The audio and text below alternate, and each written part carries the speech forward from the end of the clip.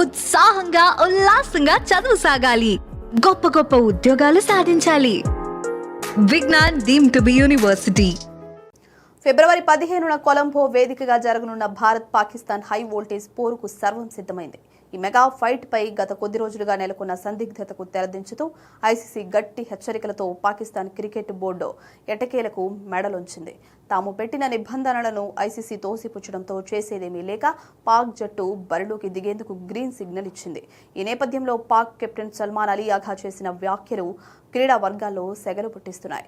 గతంలో ఆసియా కప్లో ఎదురైన ఘోర పరాజయాలను గుర్తు చేసుకుంటూనే ఈసారి మాత్రం టీమిండియాపై విజయం సాధిస్తామని ఆయన ధీమా వ్యక్తం చేశారు. ప్రస్తుతం తమ జట్టులో ఉన్న సమతుల్యత, ఆటగాళ్ల అద్భుతమైన ఫామ్ తమకు ప్రధాన బలమని, ప్రపంచ వ్యాప్తంగా ఉన్న పాక్ అభిమానులకు ఈ విజయంతో కానుకిస్తామని సల్మాన్ ప్రగల్భాలు పలికారు. అటు పీసీబీ మాజీలు కూడా ఇది తమకు ప్రతిష్టాత్మకమైన పోరాటమని, మైదానంలో టీమిండియాను ఎదుర్కోవడానికి వ్యూహాలు సిద్ధం చేశామని చెప్తున్నారు. చారిత్రక గణాంకాలను పరిశీలిస్తే భారత్ మరియు పాకిస్తాన్ జట్లు ఇప్పటి వరకు 16 అంతర్జాతీయ టీ20 మ్యాచ్లలో తలపడగా అందులో టీమిండియా 13 విజయాలతో తిరుగులేని ఆధిక్యాన్ని ప్రదర్శిస్తోంది. పాక్ కేవలం 3 సార్లు మాత్రమే గెలిచింది. ముఖ్యంగా ప్రపంచ కప్ వేదికలపై భారత్ ఆధిపత్యం స్పష్టంగా కనిపిస్తోంది. 8 మ్యాచ్లలో భారత్ 7 సార్లు విజయ కేతనం ఎగురవేగా పాక్ ఒకే ఒక్కసారి విజయం సాధించింది. ఈ రికార్డులు భారత జట్టు ఆత్మవిశ్వాసాన్ని రెట్టింపు చేస్తూ ఉండగా పాక్ జట్టుపై ఒత్తిడిని పెంచుతున్నాయి.